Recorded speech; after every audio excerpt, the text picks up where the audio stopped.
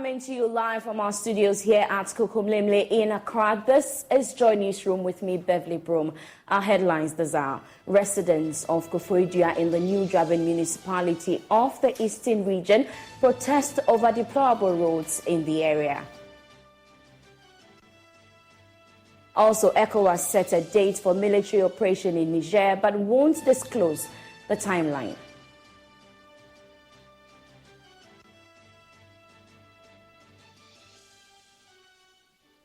And later on in the bulletin, get ready to dance in the streets as the 13th edition of Ghana's biggest street carnival, Charle Wote Festival, begins August 21.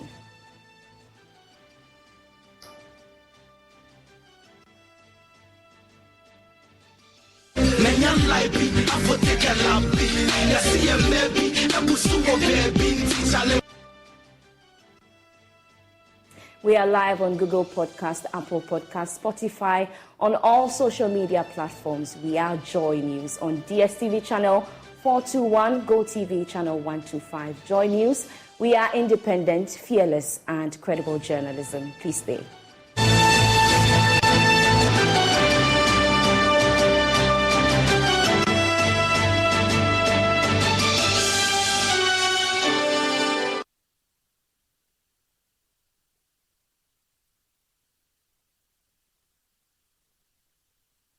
Thank you so much for your time here. We begin from the Ashanti region as the Kumasi Metropolitan Assembly is halting commercial transport activities at 7 unauthorized locations in the central business district of the city. This is under the second phase of the Assembly's transport reorganization exercise to decongest the city center. Some affected transport operators blame the current situation on the Assembly's conversion of the Kejetia Transport Terminal into a market. Nanaya Aljuma visited the CBD and filed this report. Kejetia is at the heart of the central business district of Kumasi. The space was a bus terminal before it became a market. Prior to its redevelopment, Kejetia was mainly a transport terminal accommodating hundreds of vehicles. Commuters within and outside the Ashanti region made their way to Kejetia to board their buses. Isaac Quinn has plied the Kejetia-Bantama route for over 3 decades. He says the change in purpose of the Kejetia bus terminal to a market is the cause of the rise in unauthorized terminals. We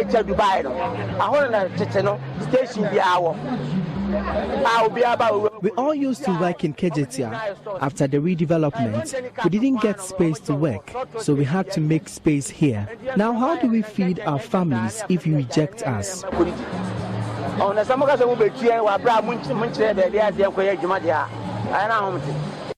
The Kumasi Metropolitan Assembly says appropriate measures were put in place to ensure the change in purpose does not affect transportation. Kejetia used to have 1,200 capacity, but after construction we have 108. And so we made some few stations stand on the road, and these are mostly stations that run on the 10-15 kilometers radius of Kumasi for taxis and trotros. Okay, so these stations are on the streets and they have specifically indicated number of slots. A drive through sections of the Asantehene's Ceremonial Street in the CBD is a tough one. Commercial trotro drivers have taken over part of the road to load passengers. They acknowledge the inconvenience posed to other motorists but are reluctant to relocate.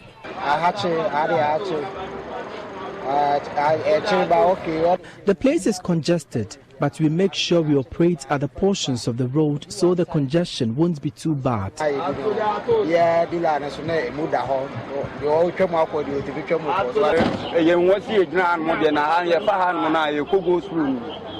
There is some congestion here, so we call out the passengers as the car moves. We don't stay on the road to load passengers.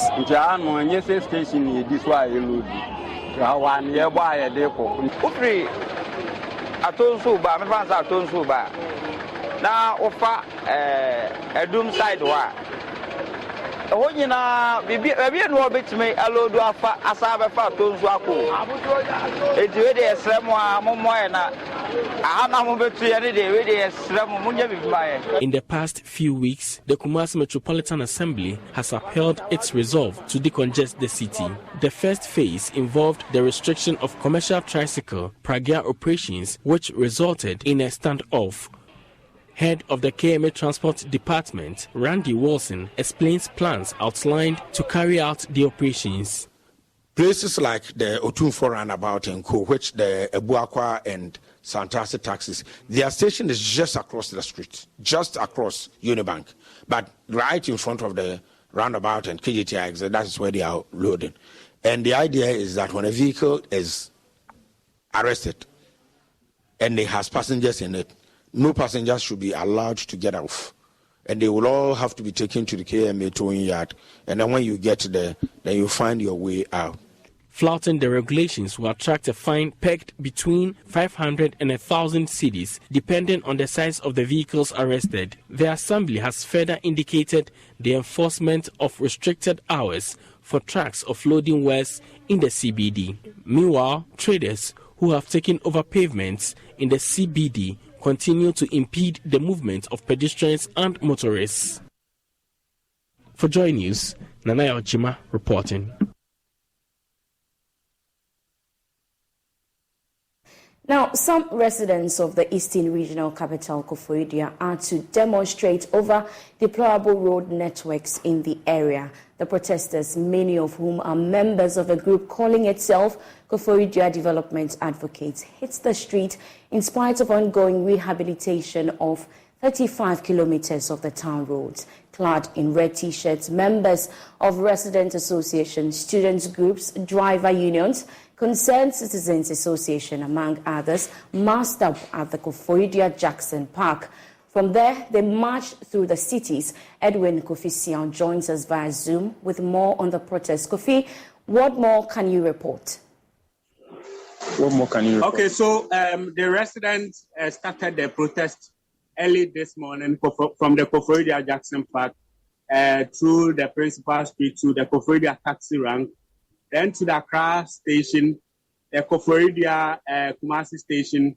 Then they finally ended at the Koforidua Zongo, where most of the deplorable roads could be found. And now they are saying that even though the government has commenced work on rehabilitation on some of the roads in the Koforidua municipality, they believe that there is more the government has to do in order to fix all the deplorable roads in the New Jabi municipality. Now, the convener of the group, Agbodo Gosway, told the media that they are doing so just to, compel government to fix all the bad roads in the municipality because it's been there for a very long time. Residents have been complaining about it for a very long time, but authorities seem not to be concerned about it. So this protest, they say, is going to help push government to fix the deplorable roads in the New Jabi municipality. Kofi, how long do they intend to protest, if you have an idea? So they are saying that this is the first one. There are a number of them that is going to happen.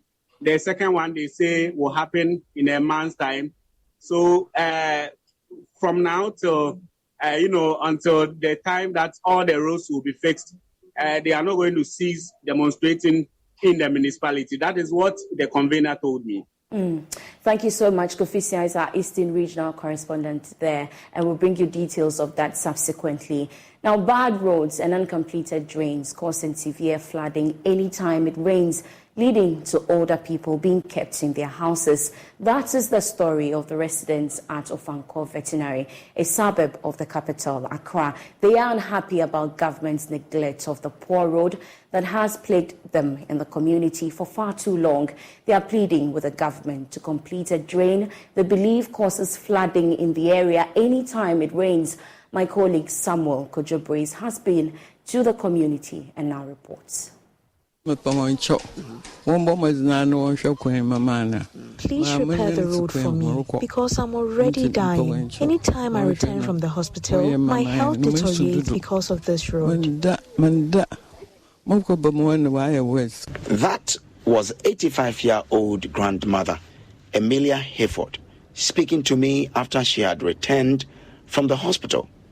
For her, visiting the hospital can only be possible if she gets a neighbor to carry her to a nearby car, else she cannot go. Her daughter, Tama Hayford, says this has become necessary due to the destruction of their road. Carrying her to the car will take about 30 minutes. And to the car, she has to relax before the driver even sets off. By the time she gets to the hospital, her BP is way, way, way high. So she has to be detained. I mean, going to the hospital and back, it's a very, very big problem for her and for us. This morning, she was crying. How can it be? It's not good at all. She says this depressing situation causes her mother to sometimes wish she's no more. We went to the hospital when Tuesday. She told the doctor that she wishes, and she had to give her depression medicine, which is so bad. And my mom, she's depressed. She's very, very, very depressed. So please, whoever we have to talk to do whatever, I mean, I'll break down. I think the little we've said, the government, not the road minister, should listen to our plea. This is not the first time we've done this. This road you see behind me was once a bustling street connecting this area, that's veterinary, and the Ofanko barrier. But today, it's been left to a pale shadow of its former self. Something you can best describe as an uncompleted open drain. The residents are saying one thing: the government needs to act and must act quick. I think we are getting worried. There are aged in the community, aged men and women. How do they go to the hospitals? How do they attend to their medical situations? The school pupils that trek these areas, their lives are always in danger. You are out there working. You are afraid of the fate of your wife, your husband, your kids. It's very pathetic. The residents say they are tired of the flooding situation that occurs anytime it rains as a result of the uncompleted drainage, which has led to the destruction of their road, and their pleas to the government have also fallen on deaf ears. Papa, area we are going through a lot of challenges here. People have left their homes because of these floods. When it rains for just 10 minutes, several sources of wastewater pass through this place. The road has now turned into Alajo gutter. We plead with government to intervene. One day, a pupil fell into one of the gutters here, and it was just fortunate that I was around to save her. Our older people are home because they cannot come out. If sick people want to go to the hospital, they have to be carried. This cannot continue.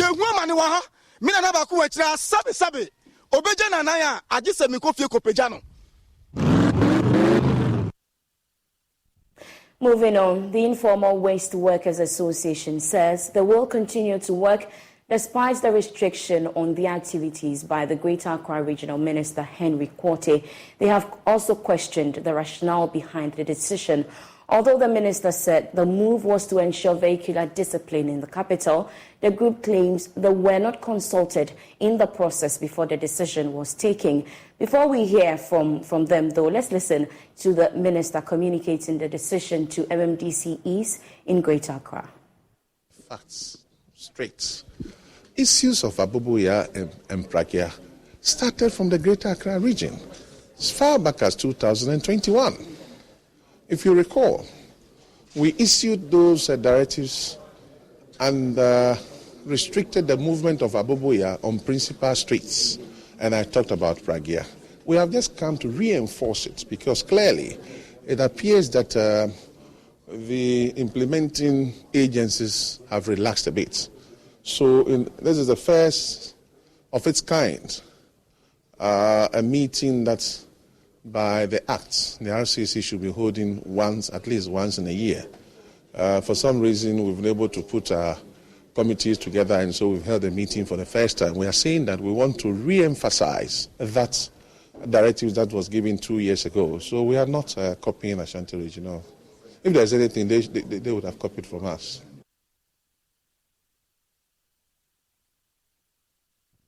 We can now hear from General Secretary of the Informal Waste Workers Association, Max Jumbo, who said banning their work would not only make their members unemployed, but will worsen the sanitation situation in Accra.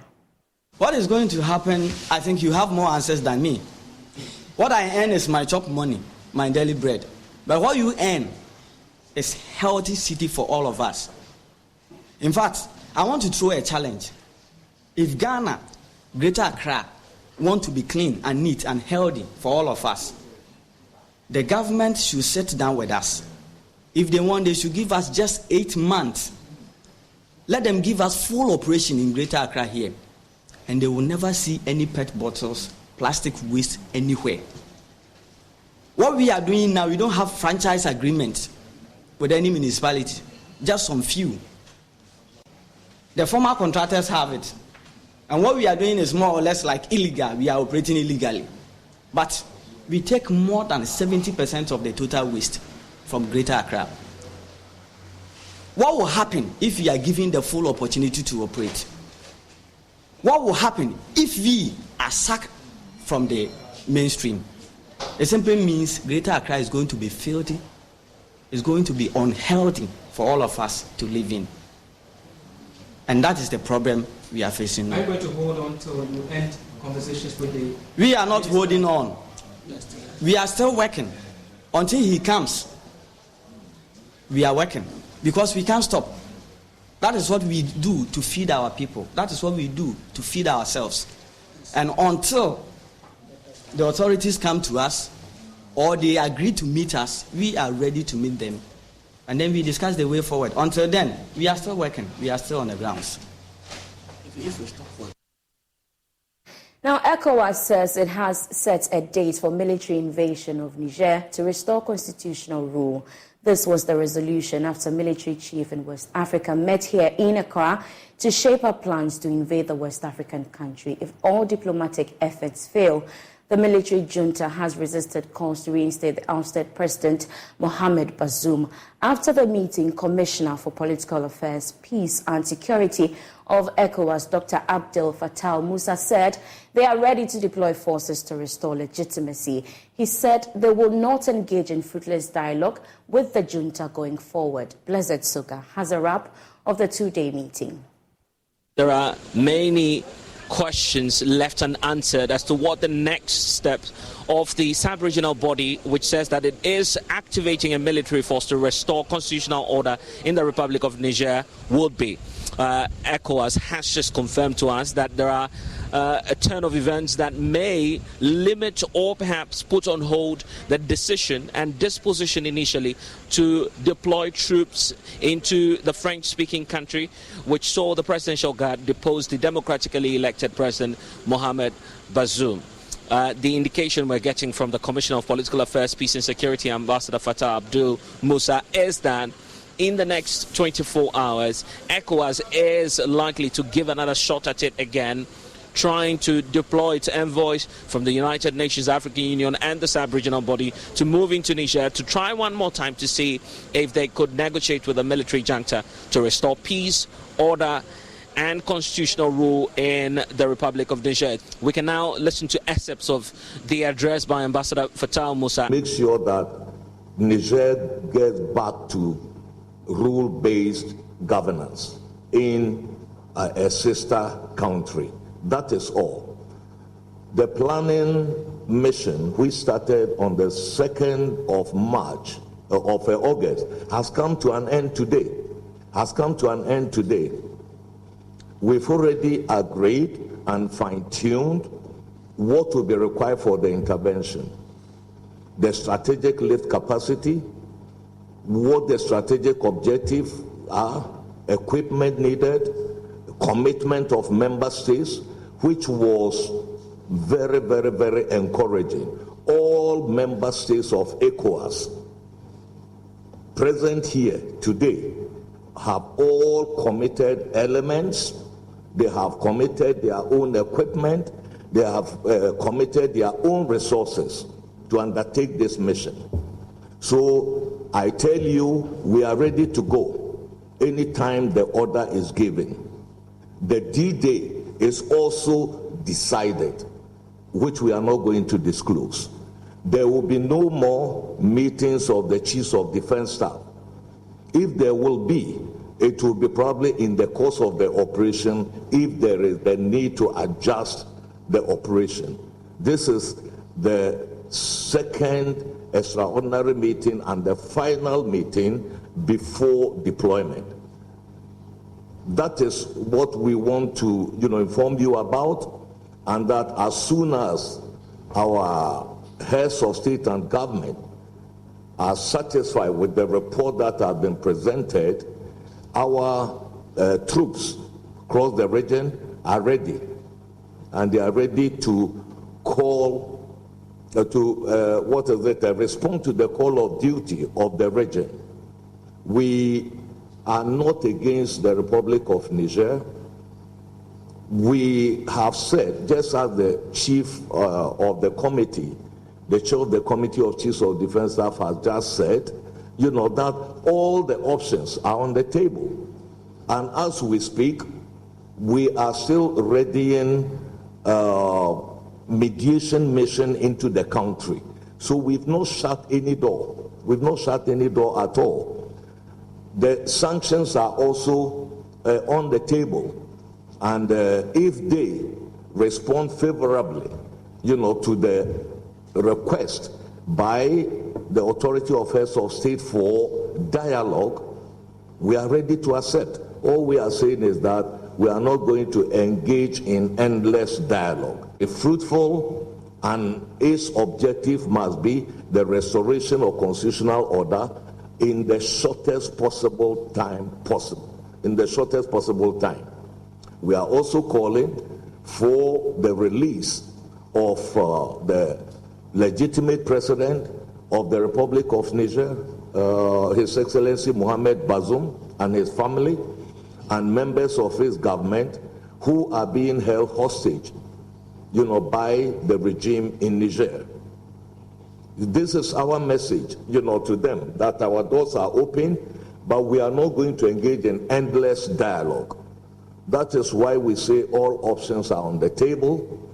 If they want to take the peaceful pathway to very early restoration of constitutional order in the country, then we can stand down the military option, because it is not our preferred option. But we are being obliged to do it because of the intransigence and the obstacles, intransigence of the regime and the obstacles they've been putting in the way of a negotiated settlement to the restoration of constitutional order. This is our message, and I don't think you are going to ask me a question about when we are deploying.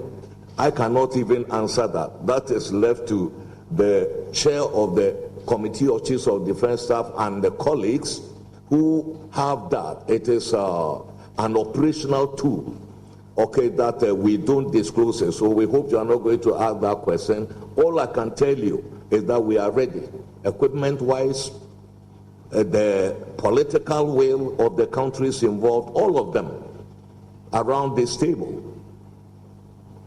and the resources required, our own resources. And I would want finally to tell you that ECOWAS is doing this in defense of its principles. Those who are misinforming the public that ECOWAS is being teleguided or being directed by this power or that power, they are missing the point completely. And that all our interventions in the past, no external power urged us to do it. We did it ourselves, and this is no different. So we are doing it for ourselves, by ourselves, and for posterity. In the ECOWAS sub-region, we want to get back to constitutional normalcy. And the decision is that the coup in Niger is one coup too many, for the region, and we are putting a stop to it at this time. We are drawing the line in the sand, and that is. You're still watching Joy Newsroom with me, Beverly Broom. We take a quick break. We'll be back with more. Please stay with us.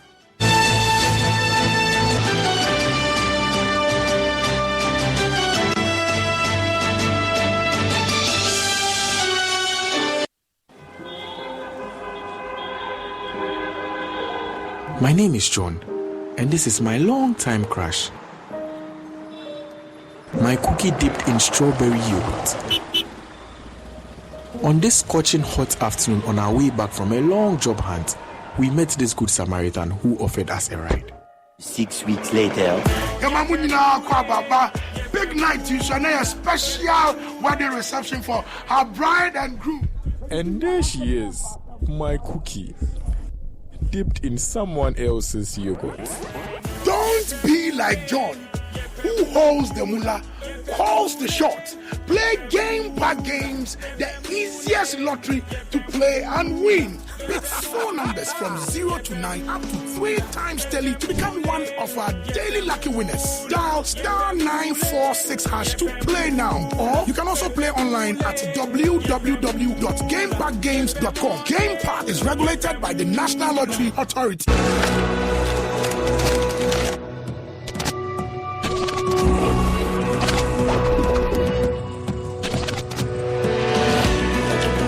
Wote. When everybody came out, everybody's looking good, displaying their art, beautiful art everywhere. This is my 5th year coming in a row. So I'm here every August for the festival. It's been amazing being with my black people all day, every day. It's been great. It's so fun here. There are a lot of art things to do. So I personally love it. And I love the artworks. I love Charle Wote 2022. It's fantastic.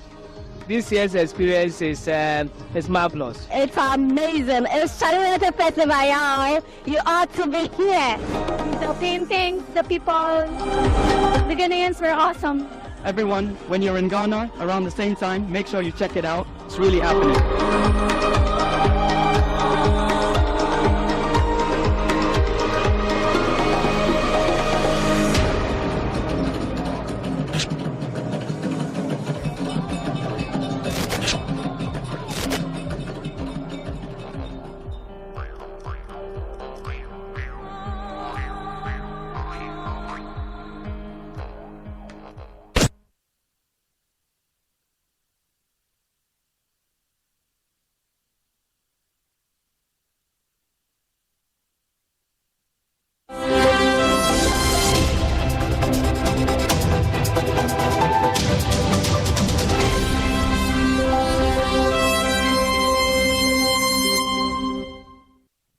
Welcome back. Raw ginger production in Ghana increased from 65.3 tons in 2002 to 94.72 tons in 2021, growing at an average annual rate of 1.98%.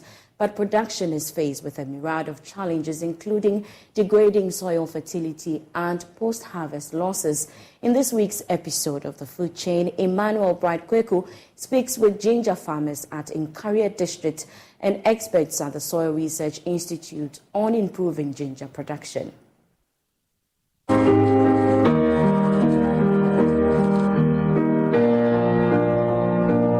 Farmers at Mpatuom of the Ashanti region harvesting raw ginger for sale and processing.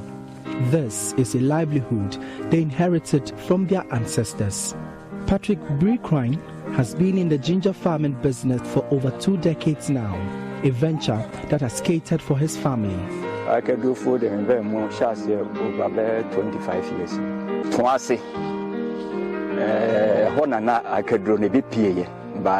Ginger farming originated from Twanse and later spread to Jankoba and Hwidim. We grew up seeing our forefathers in ginger farming. Farming was good those times. Because of that, the youth decided to start farming. I completed school and joined them. I am a driver, but I do farming in addition. In previous years, you make a lot of sales when you harvest ginger. It was lucrative. That's what I used to cater for my children's university education.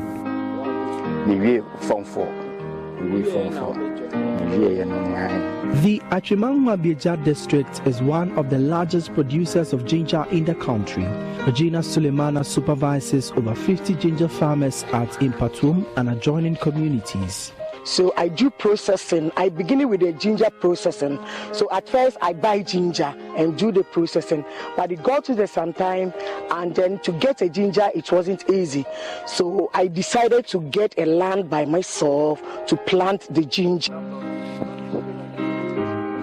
In spite of the lucrativeness of ginger farming, farmers here are faced with the challenge of degrading soil fertility. In recent years, ginger farmers at Amanchia, Jankoba and its adjoining communities have had to abandon cultivated farmlands to new sites for ginger planting. The following year, reason why this all pass as an this all quite and now pass as another now quite We cannot use the same land for the plantation of ginger next year unless we move to another area. We don't know the reason. We sought some answers from the Ghana Soil Information Center at the Soil Research Institute of the Council for Scientific and Industrial Research. So we are here at the Soil Research Institute under the Council for Scientific and Industrial Research, located here at Kwadaso, to speak with an expert on the challenges being encountered by farmers at Jankoba. In Ashanti region, for instance, the soils are getting more and more acidic. And then generally phosphorus, especially phosphorus levels are very low because the soils don't have these natural mineral like the natural minerals that will release phosphorus, like the apatites. What we can do is we can go do some soil testing.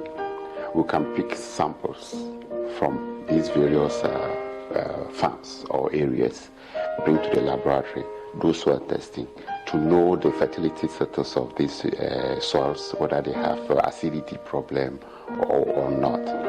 Then from there we can recommend how much fertilizer to apply. For Joy News, my name is Emmanuel Bright Kweku.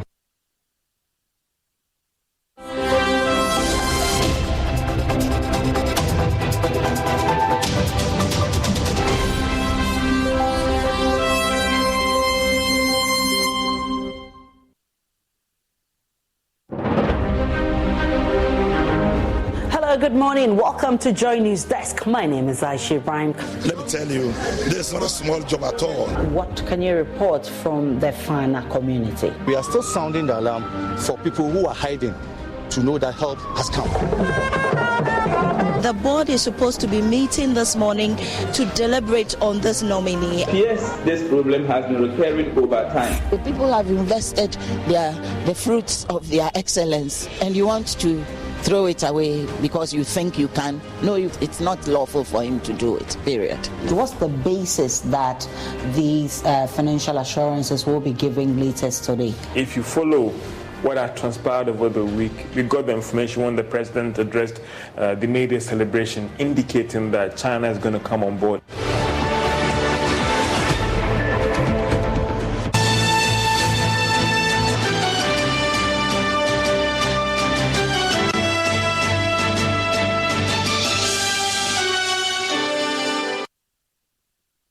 Welcome back. Spraying machines are crucial for effective farming. However, it is labor intensive, particularly for the elderly.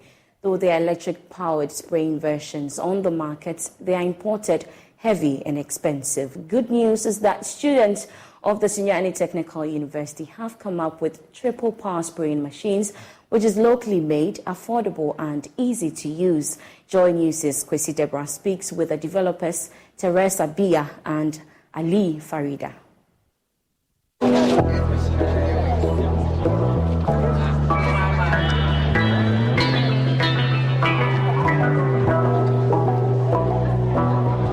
decided to do this triple power spraying machine to help farmers, because looking at the already existing one, you need to add more pressure on it before it can operate. But looking at our grandparents, they don't have the strength to do that. So we decided to build this triple power spraying machine to solve that problem. Because this one, there is no need for you to add pressure on it. It uses 3 different power sources, which is the dry cells, the rechargeable batteries, and the solar panel too. You can connect with the solar panel here, it will work. If you don't want to use the solar panel too, you use the rechargeable batteries, that one too, it will work, and as well as the dry cell. If you want to start it, there is a key here. Then you switch it on. Then you press the trigger. Though there is water inside, but I can still lift it. It's not heavy, it's made up of hard plastic. And the belts are also tough. It's not like the one in the market with the tiny belt, whereby if you back it, it will be causing pains to your shoulders. The belts are very tough. You can back it for a long period of time and you will not become tired. And you can spray for a longer time. All right, this one is having the same capacity as the already existing one in the market. But the difference is this one is lighter as compared to the one in the market. In the sense that this one is made up of plastic. And the weight is 1.5 kilos, and the other one, the already existing one in the market, is 4 kilograms. This one is using lithium-ion battery. That makes it very light in weight. And the one in the market is using lead-acid battery, which makes it very heavier. So, and if you can, the bolt too is very tough. It's not the one in the market, the bolts are light. So if you back it, it will be causing pains to your shoulders. But this one, the bolts are very tough. If you back it, you doesn't experience any pains in your shoulders. Reporting for Joy News, Kwesi Deborah. Now, many children in the Bibiani and Hwiaso-Bekwai municipality of the Western North region are abandoning the classroom to engage in illegal mining. According to the Municipal Education Office, the development is affecting basic education in the area. Mensen Gold Bibiani Limited is making efforts to improve the trend with the introduction of a highly subsidized education at its basic school at Bibiani. Erastus Asari Donko has more in this report. The Bibiani and Hwiaso-Bekwai area has been prone to illegal mining for years. With time, many of its young people are attracted to artisanal illegal mining. The Ghana Education Service says the development is taking the young ones from the classroom. Sharif Kwekudia is the Municipal Public Relations Officer. We still have some of the schools that are not having the needed infrastructure. Even some of them are still sitting under trees. And then because of the mining and then these galamsey matters, you see some of the children, hardly will you see them participating actively in academic works. They are all trying to go into these mining areas, galamsey and stuff, for daily bread and stuff. Mr. Dia was speaking at the first graduation of JHS students of the Mensen Gold Bibiani Limited Basic School. Education is a right, but it is a shared privilege to be a student of NGBL school.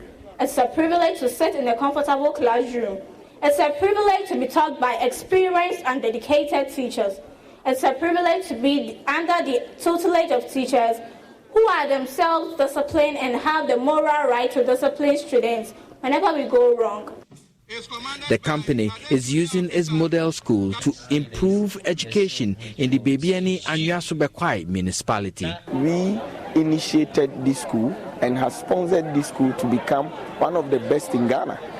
Mensen Gold is subsidizing education and supporting teachers to improve the standard of education in Bibiani Township. Emmanuel Edu is sustainability manager for the Mensen Gold Bibiani Limited. As a business, our happiness is where we are able to provide support where young people or needy parents are able to pass through that support to make a living. We all believe that education is the path that all societies may progress.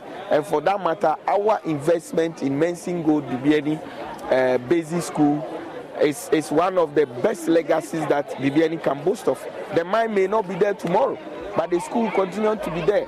So in terms of generational equity for the people of Bibiani, in terms of harnessing the resources that are around the people of Bibiani, leaving an indelible mark like education, such a school, with such department, with such extracurricular activities, and such performance for us as a business, it's really heartening for us. Reporting for Joy News, Erastus Asaredonko, Kumasi. We stay a bit longer on education as pupils in 3 deprived communities in the Nadoli Kaleo district of the Upper West region are having a sigh of relief following the commissioning of 2 kindergarten and junior high school blocks. The pupils, as old as 6 years, have to walk on daily basis 4 to 5 kilometers from their communities to the nearest communities in order to have access to basic education. Upper West Regional Correspondent Rafiq Salam reports from Toyaga.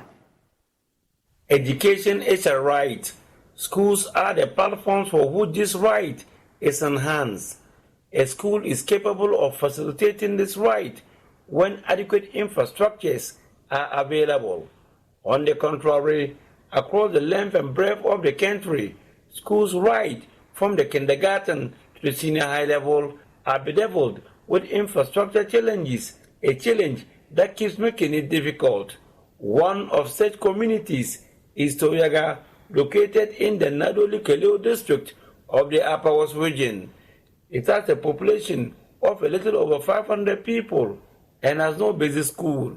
As a result of that, children from the community who has interest in pursuing the academic ladder has to walk to the nearest community at Pazier in order to fulfill that dream. The case is even worse during the rainy season.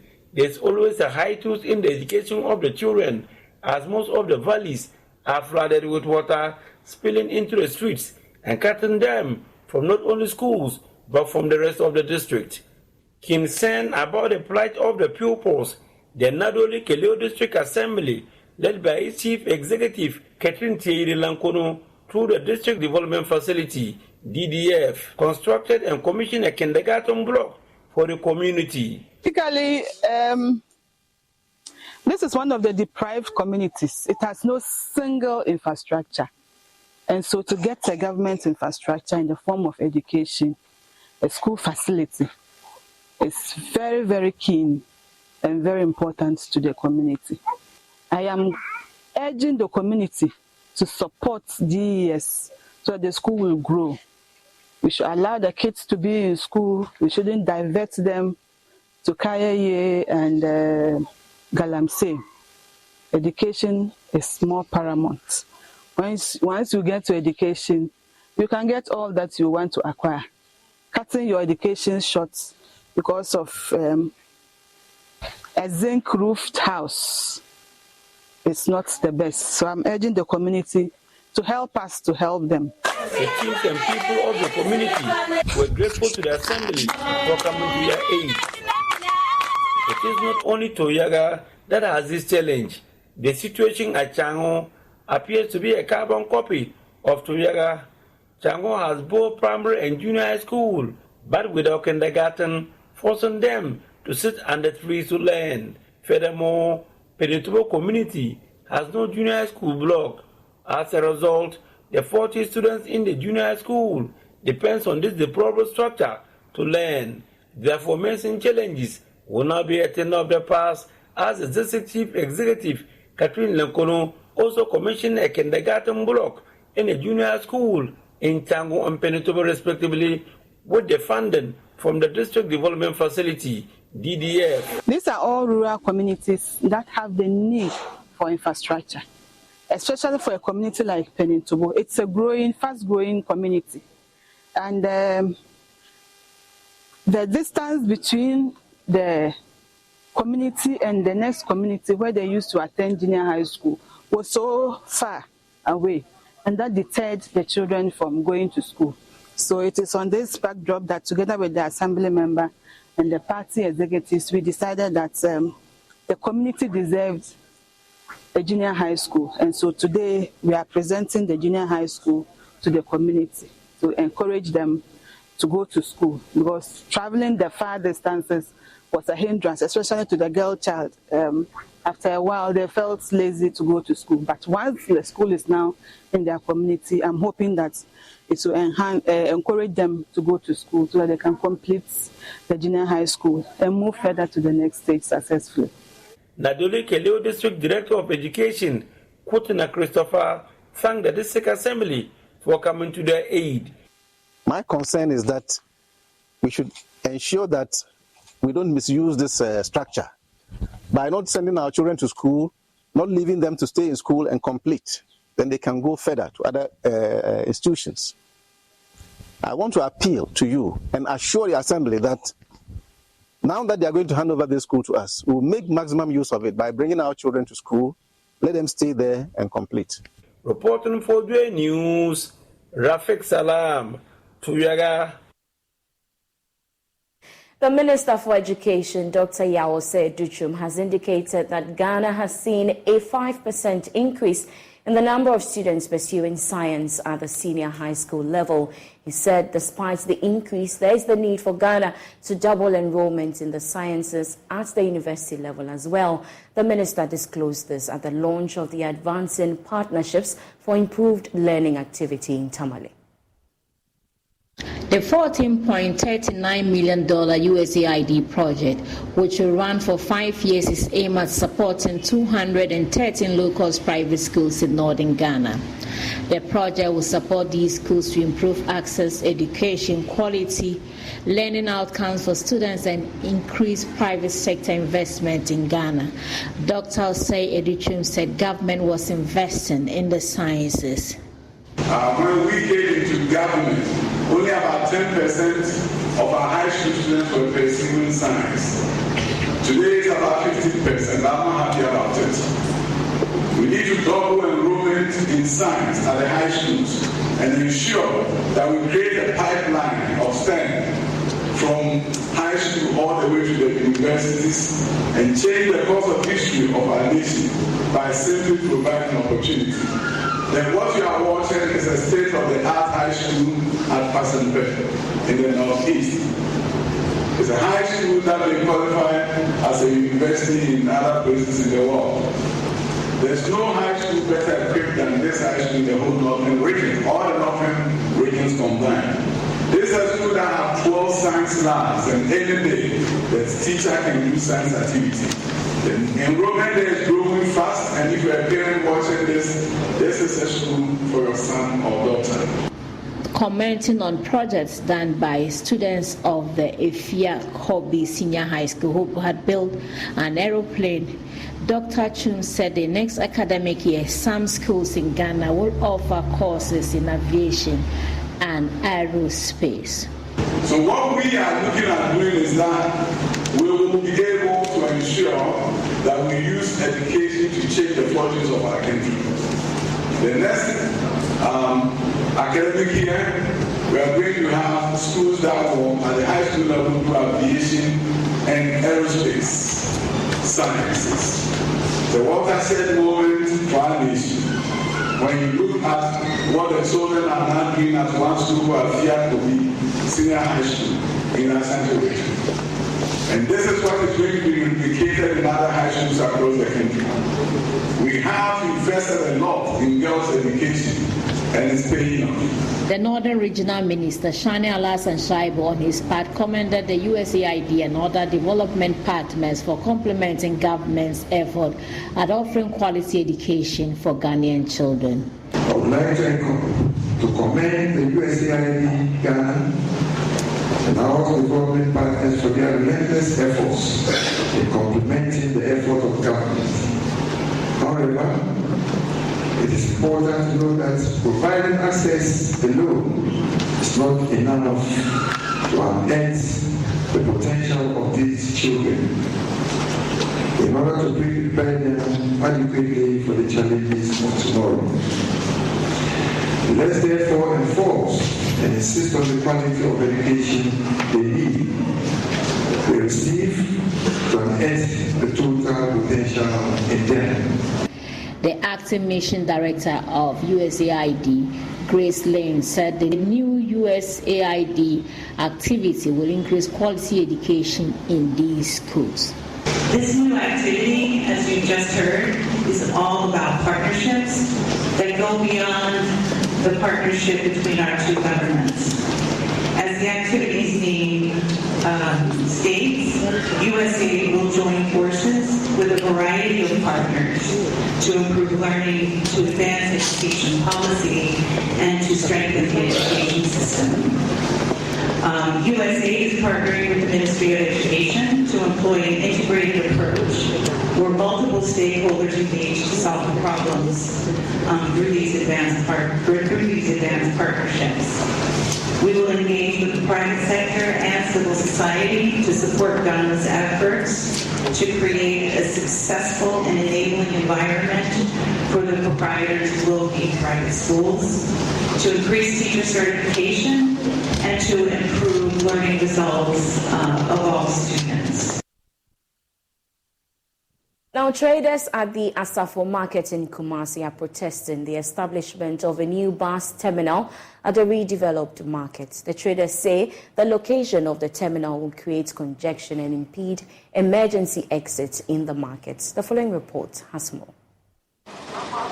The new terminal, located at one of the entrances of the redeveloped market, belongs to 2M Express transport firm. The traders argue its operationalization will create unnecessary congestion and hinder emergency services.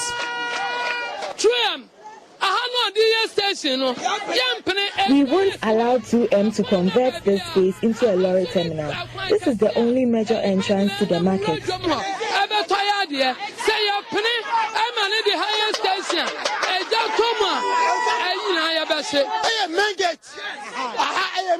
This is the main gate. Where would we pass if there is fire? Do we operate lorry terminal here? There have been several calls on them, but they are not hidden. We should go to Bantama and erect the structure, not here in Asafo.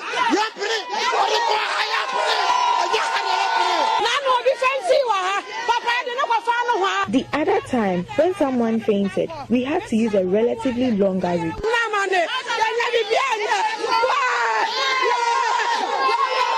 But the CEO of 2M Express, Daniel Ochema-Boache, claims he has the authorization of the Kumasi Metropolitan Assembly to operate his transport business in the space. The issue is that the space we have is part of the entire stretch of that construction that has gone about over 100 stores.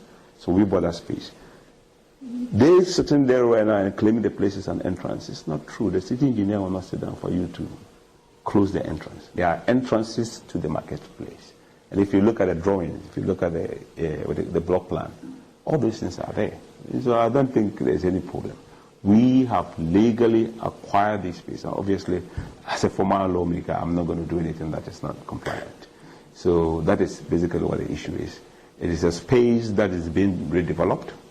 The women have been given space to move. The assembly member actually confirmed it. I'm sure you people may have recorded him or something like that. Confirmed that, yes, they've been given space to go. Our structure is not blocking that alley entrance. It is still going to be there. You just have to clear those two containers that are blocking the way right now. The company expects the traders to channel their grievances to the KMA. The place is already redeveloped. Okay. If they're going to resist it, and you come and destroy something of mine, we don't live in in a jungle. There are courts and there are places you can go and seek redress. If they want to continue to demonstrate, that is their right. If they hit or destroy anything of ours, we're going to take the appropriate measures to seek redress and make sure that businesses are not collapsed. You can't hurt somebody's business or destroy property. We'll make sure that we also prepare and deal with them in places where we have to deal with them. Okumalik's reports read to you.